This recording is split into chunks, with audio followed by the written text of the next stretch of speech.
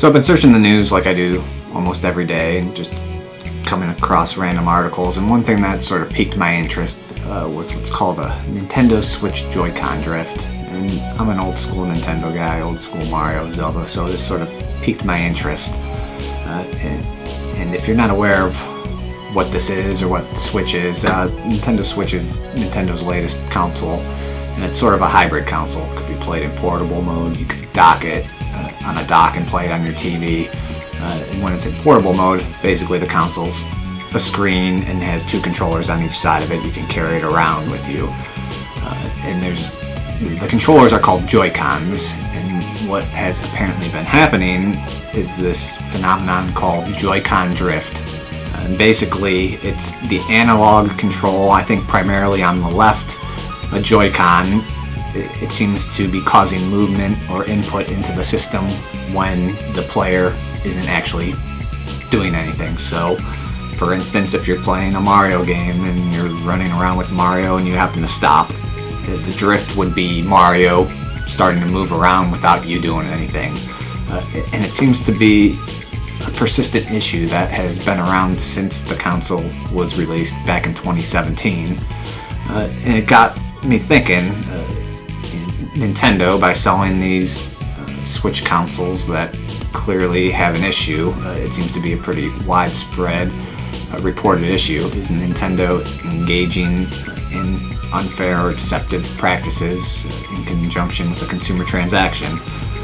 I don't know the answer to that. It's just sort of me thinking out loud, but I did want to bring up the statute for Ohio, the Consumer Sales Practices Act, and just go over a few things. So just reading 1345.02, no supplier shall commit an unfair or deceptive act or practice in connection with a consumer transaction.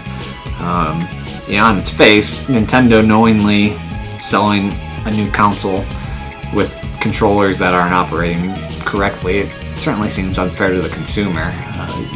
You think the expectation would be you get a new console, it's going to work perfectly out of the box. And then there are a few sections of the statute that almost create a presumption that a supplier is engaging in deceptive conduct. And one of those is when a supplier represents that the subject of the transaction has sponsorship, approval, performance characteristics that it does not have. And the section part of that really stuck out for me is the performance characteristics. Well, the performance characteristic of a properly working Joy-Con is it doesn't input any controls or commands when the player actually isn't inputting anything. Could the Joy-Con drift fall into that section? Perhaps. Another one, supplier engages in deceptive acts by representing that the subject of the transaction is of a particular standard or quality. If it is not, again, it certainly seems like Joy-Con drift, Nintendo selling a console with these Joy-Cons that don't act properly. That's not the standard of the quality that's expected in such a consumer transaction. So it just got me thinking when I saw that article about the Joy-Con drift, that could there be a deceptive, unfair practice that Nintendo is engaging in by selling these consoles. I am aware of, I believe, a class action, I think in California. I'm not sure what the status of that is. And I couldn't find any litigation in Ohio about the issue, but it certainly would be some fun case to litigate. I certainly hate to see it because I'm an old school Nintendo guy, so it's sort of nostalgic for me. And it probably should be pointed out that from what I'm reading, Nintendo is fixing these defective Joy-Cons for free, but that's quite an inconvenience. Someone has to send in the Joy-Cons to Nintendo. Who knows how long it takes for the consumers to actually get the fixed Joy-Cons back.